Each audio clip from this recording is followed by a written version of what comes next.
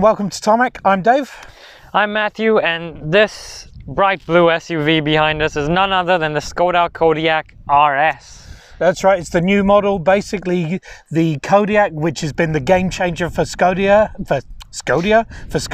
is now upped its game again. Come, let's take a look at this. When I say game changer, I really mean it. When the Kodiaq actually hit the streets in 2016, 2017, it really did escalate the brand so much. I mean, it was a really outstanding seven-seater, actually still is, that captured the hearts and minds of us journalists and also the public alike. And really, sales were massive and continue to be. After that, they launched the RS, which we've reviewed one before, and that was the diesel side, and that had a nice 500 newton meters of torque, so plenty going on there. This is the petrol version. I'll give you the performance stats in a while. But what they've done with this facelift, they've really upped the face of it, as you would in a facelift, of course. The grille is now more predominant, more upright, more straight. And also when you're looking around it, the vents are very functional. They're giving air straight down the side. And there's a lot more chiseled, a lot more masculinity around the front. Like I said, it's a lot sort of wider arched out here and down here. The other thing is the lights, or the headlights, which if I'll show you from here, the DRLs go from indicator flashing to then general white, and then the headlights are matrix headlights, so when they're on they have that blocking out stuff going on. So a lot going wrong with this crystalline bohemian style headlight. There's a lot going on in this area. The dimensions are the same, both in height, width and length and all that sort of stuff, so nothing else to see here apart from these wheels. Look at them, 20 inches and so aerodynamic. They're really there to bring down the drag coefficient of this vehicle, and it does. Round the rear, again, there's not much that's gone as far as changes round the rear here. It's basically the same. You've still got the VRS or RS badge, depending on what country you'd want to call it from. 4x4, Matthew will tell you all about that in a minute. And also the fact that the exhausts are sort of there and sort of not there. They do give a burbly sound on the exterior. There's more of a burbly sound on the interior when we're going. The only real big difference is LED directional indicators or rear lights. See, upgrades. Let's take a look under the bonnet. It's a 2-litre turbocharged petrol engine that gives you 180 kilowatts of power and 370 newton meters of torque. So it is less in the torque, but as far as that diesel engine that we had before, but you know, it's a lot more than it was before. 0 to 100 in 6.6 seconds, and also what they've done is they've lightened up the engine by 60 kilograms. I mean, 60 kilograms, we could all do with losing 60 kilograms. Well, I could anyway. And also I think there's 7 kilograms lighter in the 7-speed DSG. So combined 67 kilograms of lightness around here. The emissions are 190 grams per kilometre, so it's still kicking out a fair amount out the rear. And also when it comes to efficiency, 8.3 litres per 100 kilometres combined. So, you know, it's I don't know, you can work those out for yourself. Speaking of things that are just, I don't know, need working out, Matthew's inside and he'll show you what's going on there. Now it's true, I may need to work out myself, I don't know about that, but at least with the interior, the Skoda engineers have taken a good look, especially at the technology side, and worked out a few more things. But just before we get to the big changes, let's look at all the things that carry over from the previous model. So firstly, we have those RS racing seats, which are still there and still really good and supportive, as you can see there. Alcantara, nice red contrast stitching as well. Really comfortable for long journeys. You've also got the practicality side of things, so plenty of door bins, the dual glove boxes there as well, and of course down the middle, hidden away space to charge your phone.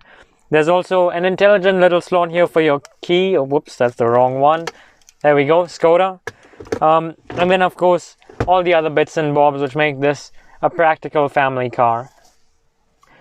In terms of luxuries, well, the seats are of course very nice. It's also got a dual panoramic sunroof above, and leather and Alcantara all over the place. So it really is a premium car. And then you also have that Canton audio system where there are about 1 million different speakers in here. It does sound good, of course.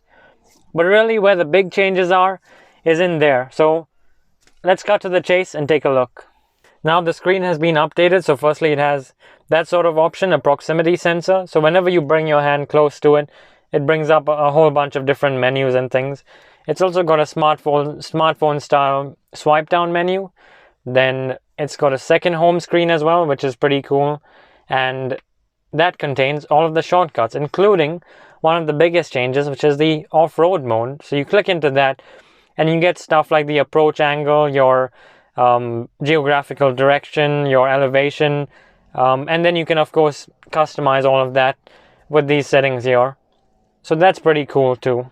In addition, it's also got hill descent control in the off-road mode, proving that this is still, while it is a family sporty SUV, it's still got capability to go off the beaten track.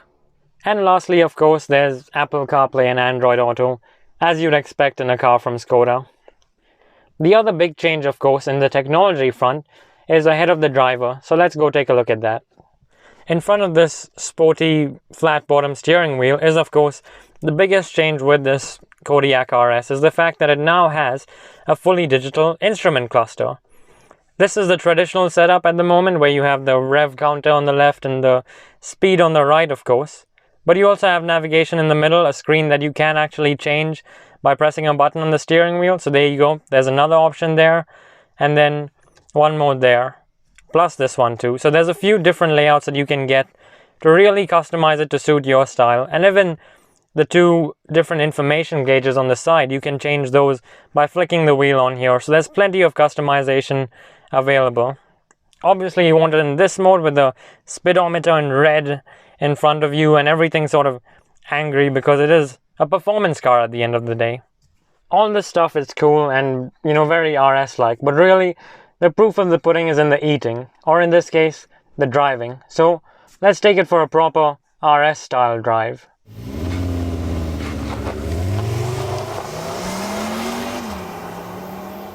Speaking of puddings, actually, even though the Kodiaq RS is the most expensive Skoda production car ever, the most expensive Skoda ever is actually a massive Fabia-sized cake that they made, which actually cost $500,000.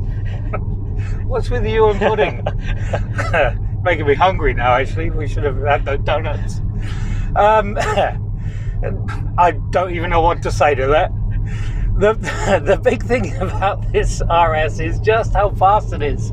I mean, it's a 7-seater family vehicle that does 0 to 100 in 6.6 seconds. So that means the whole family can vomit together as you pull off quickly. And actually your family's friends as well, so it's great from there. Remember that this is, of course, the 7-seater SUV that has been around the Nürburgring faster than any other 7-seater SUV. It does hold the record thanks to a very famous Sabine Schmitz who drove it around a few years ago. Adios, Sabine. But anyway, the way this car, or this SUV handles is great.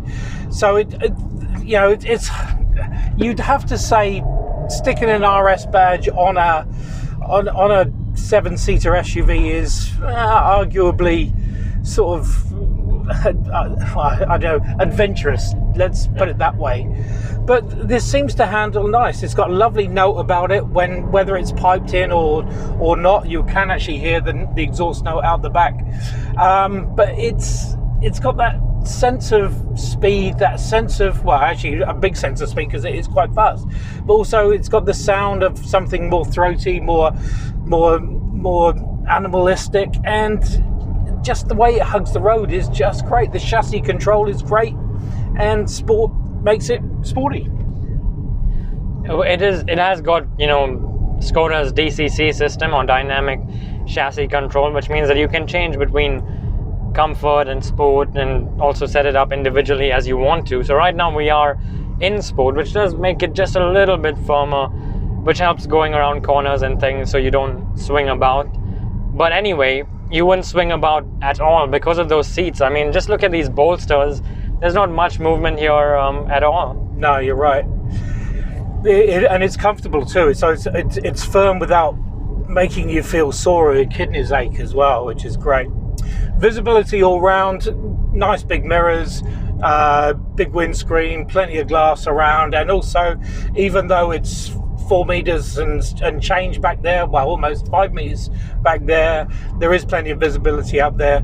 And also the Skoda's very dynamic and crystal clear digital screens for reversing, so plenty going on there. It really is. And also the dynamics that come with all the driver's aids that come with it, there's loads, and it just really means that your cabin is a sanctuary of safety. I don't know where that came from. That's right. They don't want it just to be like a hoon machine, basically. They want it to be, you know, fast and sporty, but also practical at the same time. It is a family SUV.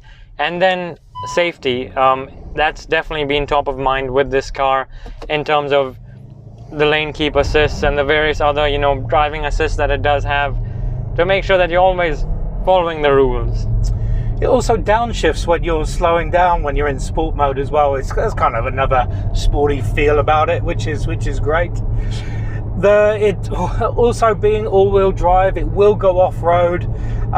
It does have those extra off-road capabilities or information to make sure you're not pushing it too far or yourself too far, which is great. And just the sporty steering wheel, which is, you know, you can't get past the RS-ness of it. And I like it. It is actually a really good car, and not just from a sporty perspective, but as something you could live with every day. You can very easily, you carry your family around, you know, tow the boat and carry kayaks and whatever adventurous people do on the weekend. Make videos. The stereo system, the Canton is good. It's a slightly different brand from your Bowers and Wilkins and stuff like that, but nice. It's a nice sound to it. I think the Volkswagen Group are going with Beats as well, aren't they? So this is a step away from there, but again, another reputable brand that pumps out the tunes to annoy the rest of the kids when you're using your 80s tunes.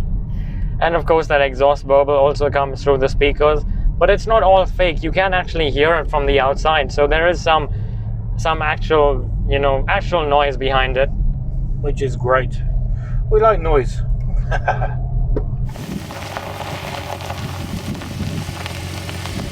So there you have it, the new Kodiaq RS, petrol driven, bolder in the front and a little bit more off-roady in the tech. So just a really good all-rounder and fun for all the family, really. It's a big car, but it can certainly give some other performance cars a run for their money. I mean, isn't this faster than your Golf? Just about. There you go. Thanks for watching. Make sure you subscribe. We will be around here as always, and we want to see you on the next one. See ya.